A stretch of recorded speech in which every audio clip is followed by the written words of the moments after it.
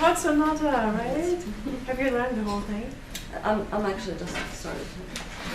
You started learning it? Oh yes, yes, great. Oh, it's for a flute sonata. It's a very extensive and needs a lot of how to say stamina. I would say. Yeah. So it's first of all longer than usual, and it has all different registers in one phrase most of the time. Yeah, it's hard. And a lot of fortes, and a lot of low registers. And what's really surprising is that he really intended to be played in with the flute, you know? Normally we say, oh, this low register, it's written originally for a violin, so, you know, it's hard for us, but this is like, really? You really wrote this for flute? In general, let's see, I'm missing more of this Prokofiev feeling, Prokofiev character, and in this period. You know what I'm saying? So what is it that I'm getting at? Prokofiev color in this period, what am I talking about?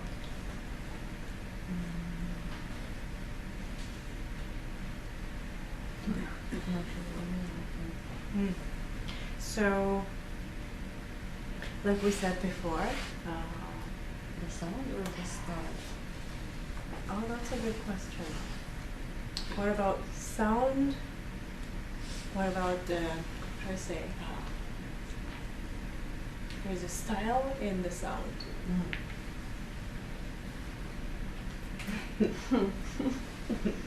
You can already create a lot with the sound. But what I was getting at was, by the time Prokofiev wrote this piece, was already after he's gone through the First World War and the Second World War, and he was, what's the word? He went out of the country to,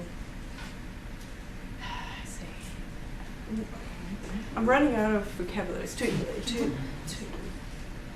be out of the war zone, you know. Escape, yes. So it was a really hard period to begin with. But on top of all that, this was written in the 40s. But before, in the 20s, he has lived already in the US, in Paris, sometimes in Germany. So he has seen the other world a lot.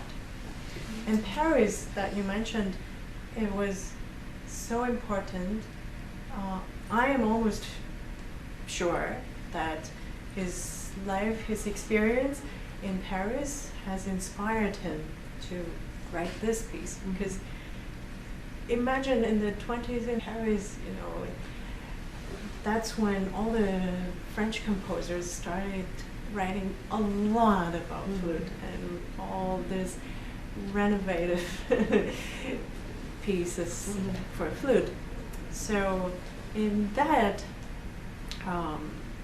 in his mind, and then he came back to Russia, which has become Soviet Union, and especially by that time, most of the composers, a lot of composers tended to write compositions or write novels, you know, in accordance with the political issues, what's going on with the world.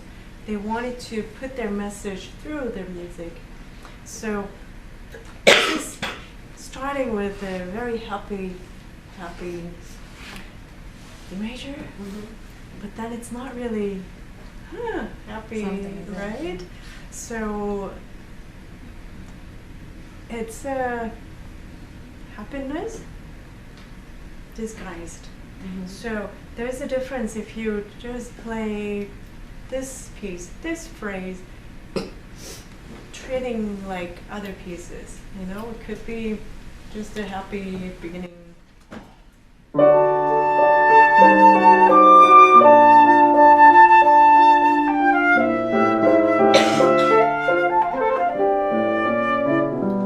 piano has a lot of different chords and harmonies, but still, you can do something like you're on top of everything. You have experienced so many hardships, and you have seen cruelties in the war, and your close friends, and other composers went out of the country, and you have also seen other countries when they were in a better situation than his country back then. So there's a difference that you're saying, oh, it was really sad, or there was such a really deep hardship, sadness that you experience, and you cannot even talk about it, right? And then you're just trying to appear that you're okay, right? So that kind of a D major, but then not. So let them figure out later on. But even so, you cannot just play like any other piece. So in other words, put some more weight in it, and put more calmness that you're on top of it. So I wouldn't beat so much. Okay. I've noticed that. So try to be a little calmer.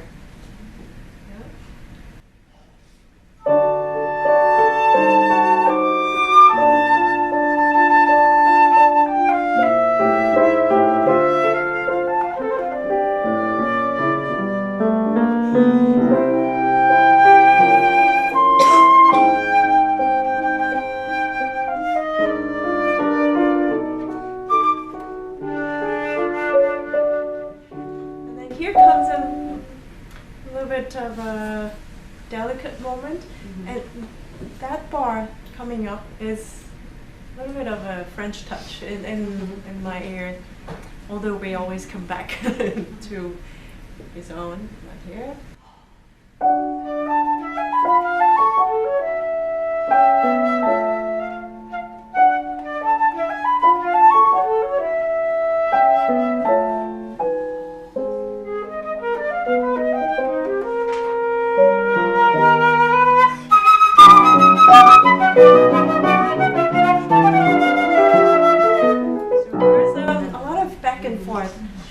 Reminiscing back in the good old days, and right now the war is happening. I think he was writing this piece and other string quartet piece where he was escaping from the war. So imagine what was going through his mind, you're still not safe. You're still very close by. Right? And you have no idea when they're going to come, and it's not like right now you can see the war is happening where and what just happened 10 minutes ago. They have no idea who's going to come in, what just happened yesterday, no idea. So in this insecure situation, so try to express as much as you can, and I think this kind of imagination would help you settle the right atmosphere. So here, yes. So let's go back to the beginning.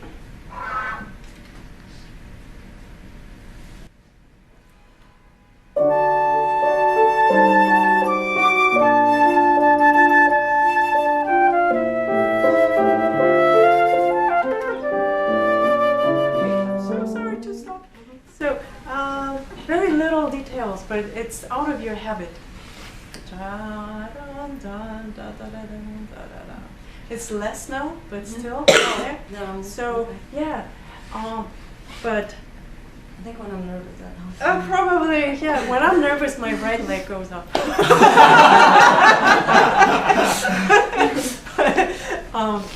But what was I? Like we talked about with Vishal.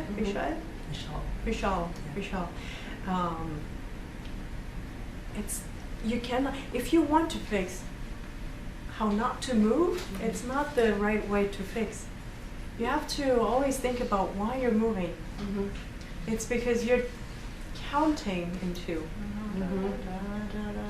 But you have to count in one phrase, and then you will stay still. Right? Like the cueing as well. Shall I cue this way, that way? Shall I be more confident with body language? No, confidence from inside out. So, same thing. Count. And then you'll be still. But if you count 1 and 2 and circle. Right? So. Count every 4 bars.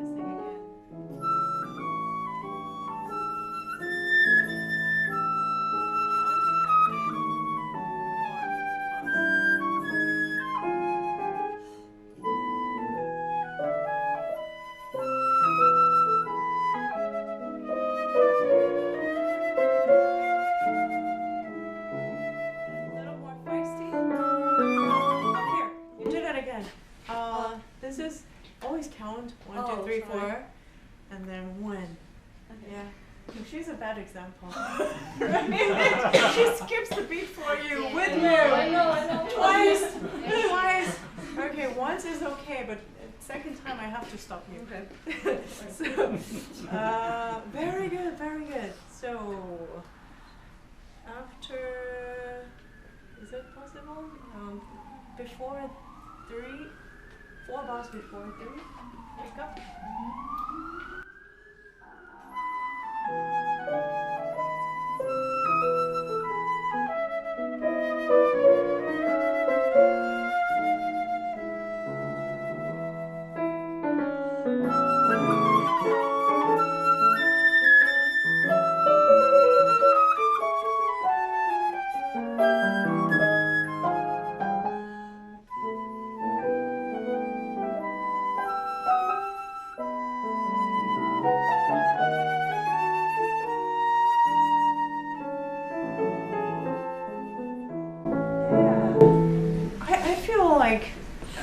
This is more. It helps without moving. More Prokofiev. Yeah.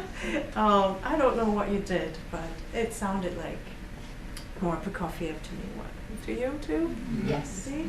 Yes.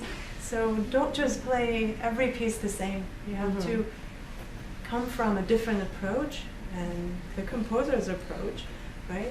One very little detail is when you reach the high G sharp. It's a problematic for everybody. We tend to do the third register.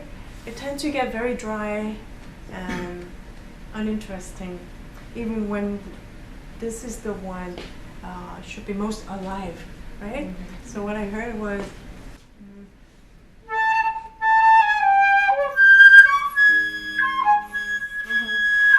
Why is that? Yeah. This should be more alive and colorful rather than the other way.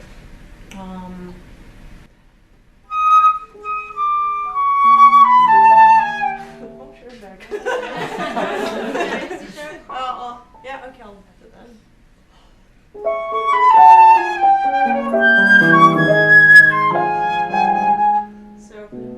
What I'm doing is put more air. When we think that we need less air, but we should do differently so that with the enough amount of the air, we can do more things.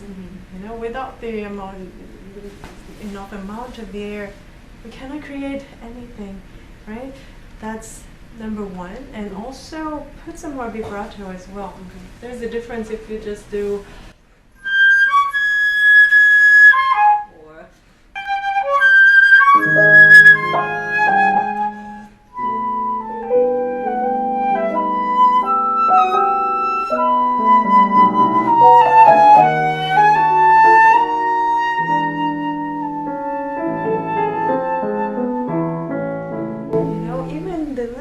Like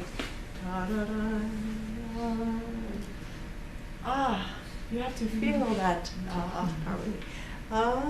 One last time.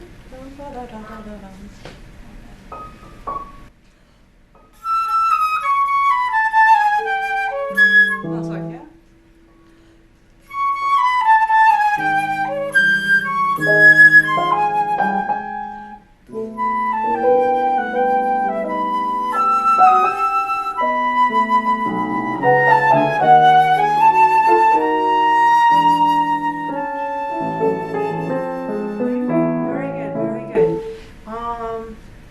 One other interesting thing is that why we practice is that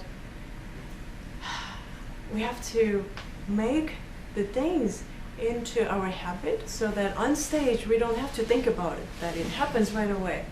But during the practice, you think about something and the other thing is not happening, right? So what didn't happen was your rhythm. You were thinking about the sound, vibrato, and your rhythm and tempo gone. Right? Yeah. That's why we practice, so that it's somehow one day it's all there without our consciousness, right? Let's move on. Yeah.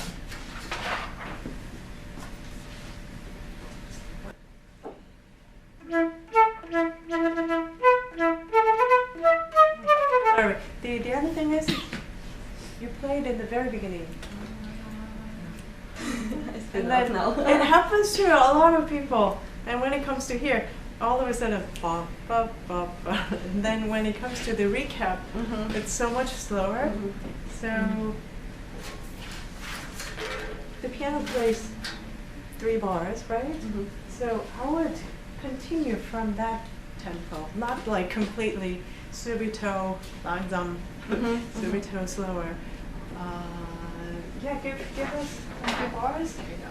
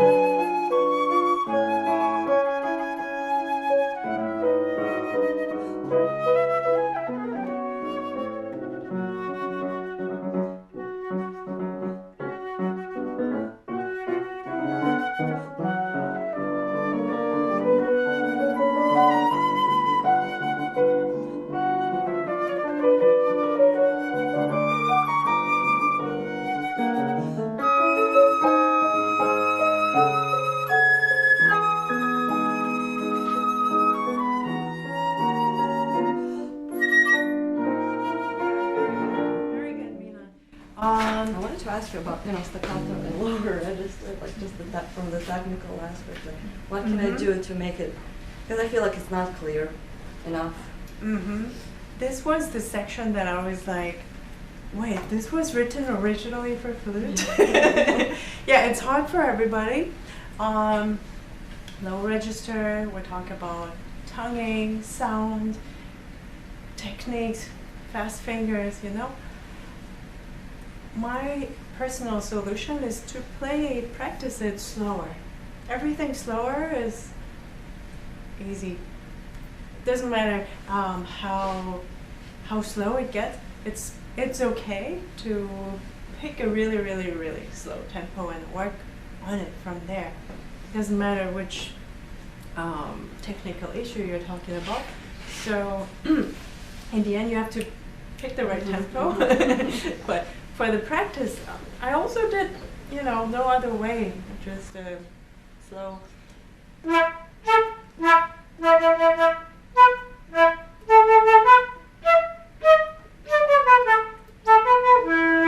And then, really, really slowly build up. Don't build up too quickly, Don't jump the stairs, one step at a time, or escalator, but very slowly, right?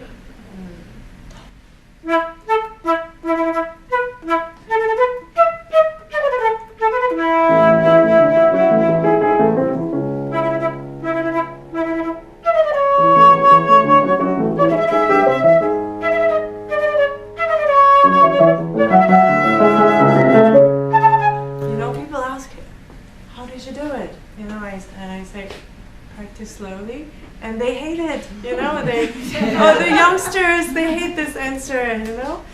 Of course, it's also really important how you practice, right?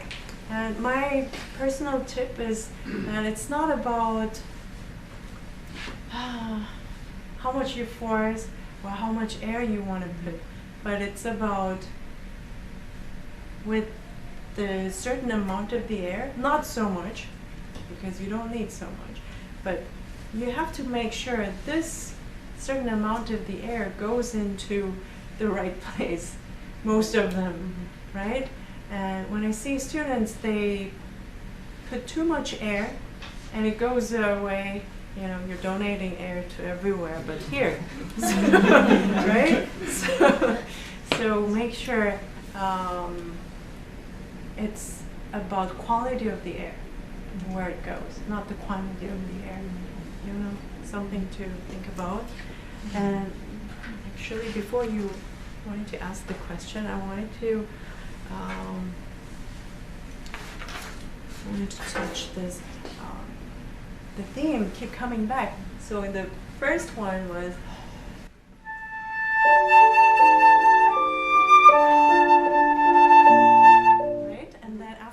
Bum bum and all that, and then we go.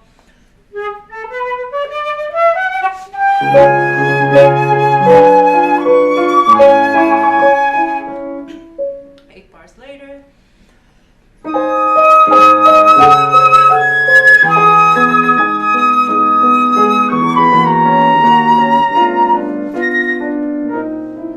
then the recap, same thing from the very beginning, and then the very end, we end like.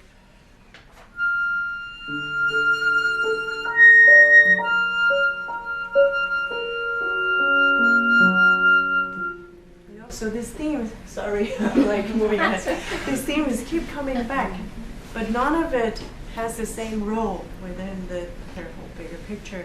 So if you are able to play every theme in different notes differently, it'll be more like 3D, 4D, not like just one piece of paper,